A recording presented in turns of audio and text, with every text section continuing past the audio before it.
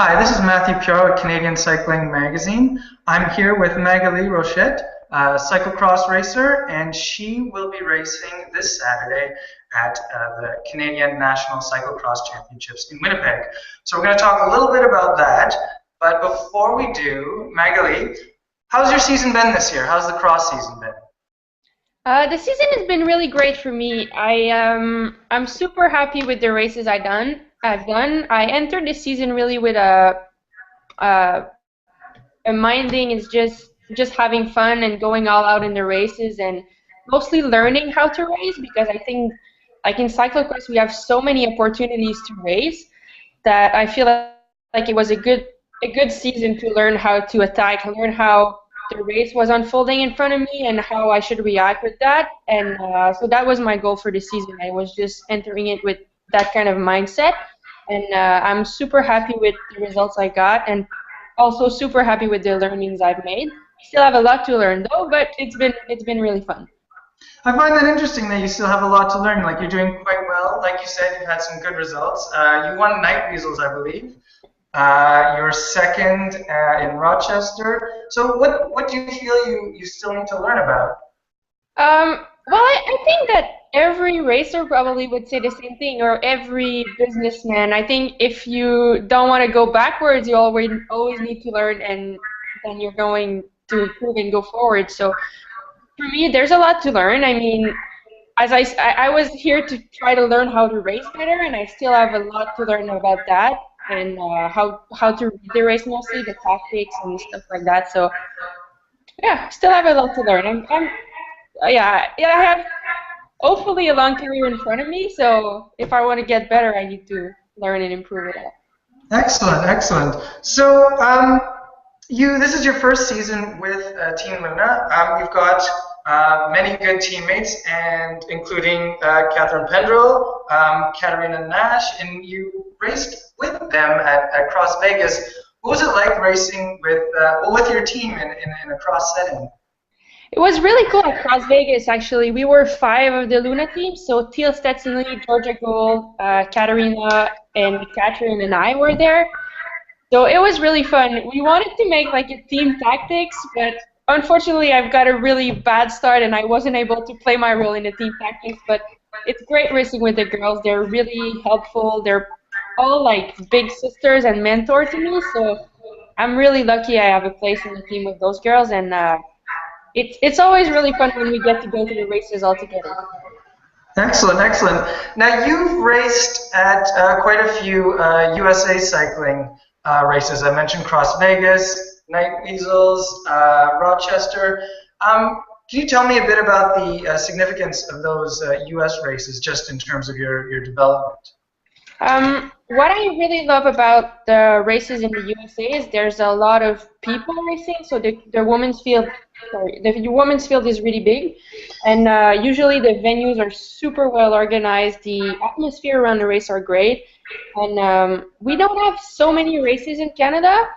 So I feel like being in North America, if you want to race and improve your game in cyclocross, the place you need to be is in the US. So I live in Montreal, so I'm not too far from the New England scene where there's a lot of races.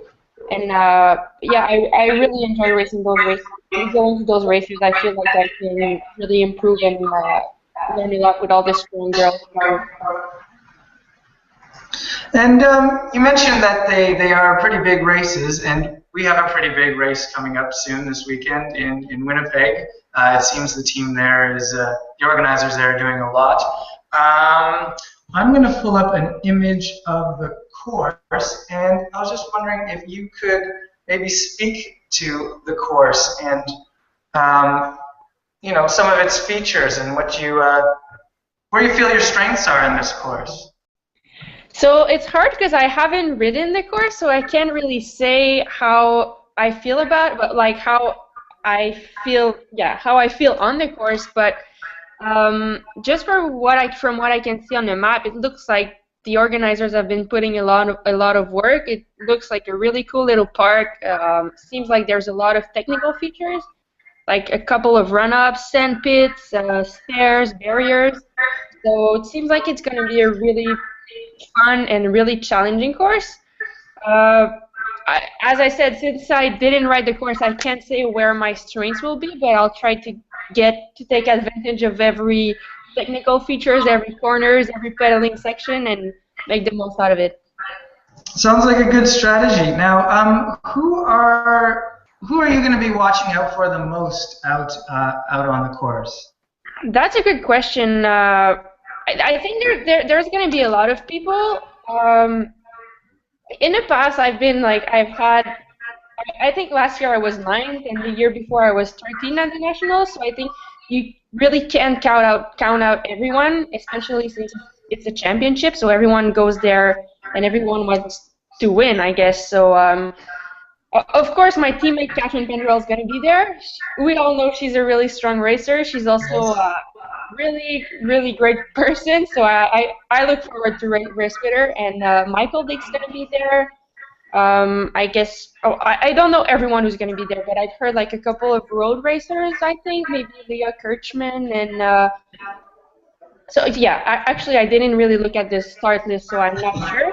But I think it's going to be like I said. You can't count on anyone. So I think it should be a good field, and you need to be careful about everyone. So. Yeah, exactly. I think you're right. I think it's going to be super competitive, and yeah, definitely. Yeah, as you said, Catherine Pendrell, Michael Dick, they're both going to be strong for sure.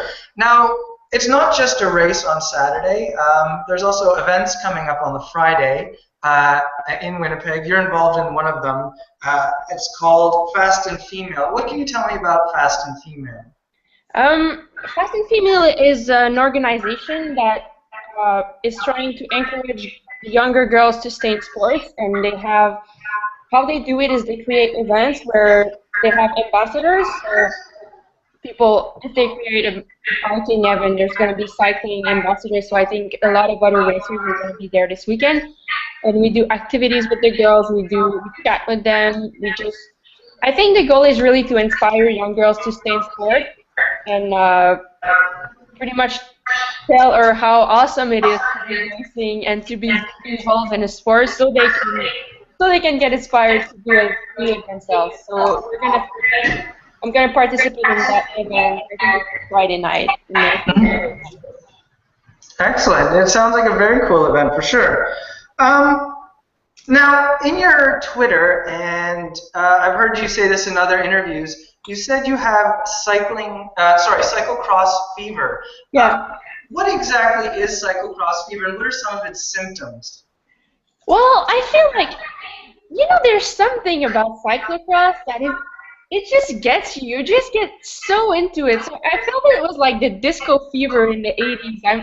I'm just like so hooked at it. I just can't stop thinking about cyclocross. So I feel like maybe the symptoms would be, I'm sure like if I describe the symptoms, a lot of people will recognize themselves in having the cross fever. So I don't know. It's just like thinking about cyclocross, being excited all the time, just screaming cyclocross fever team like terms. I don't know, like Anthony Clark. You know that guy? Yeah. The guy from Jam Fun. I'm sure that guy has cyclocross fever. And he keeps yelling like carbon wheels and mud pit and shredding sideways. So like that's a symptom of cyclocross fever. And yeah, actually about that, it's not a project. It's not like done yet, but I'm working on something. I want to to create products about the cyclocross fever. So I met with one of my friends who was a graphist the other day. So she's creating a logo about that, and my goal is to create, I don't know, maybe socks and a T-shirt or something. And I'm working also with the manager of Luna, and we want to. Well, I can't say too much, but we have a project coming with that, and we want to support a cause with the things we want to sell about the cross fever. So I'll tell you, you'll know more in a couple of weeks, but I have a project coming according with the cyclocross fever.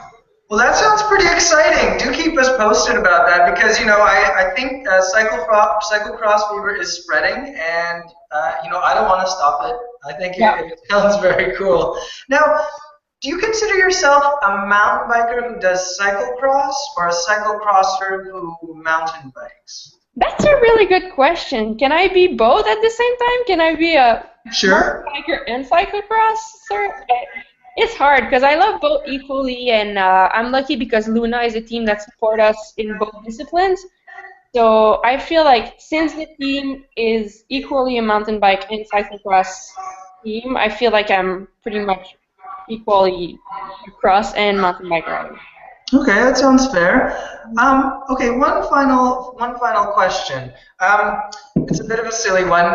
As you know, another Canadian cyclocrosser out there, Evan McNeely, he started a campaign. It pertains to cyclocross.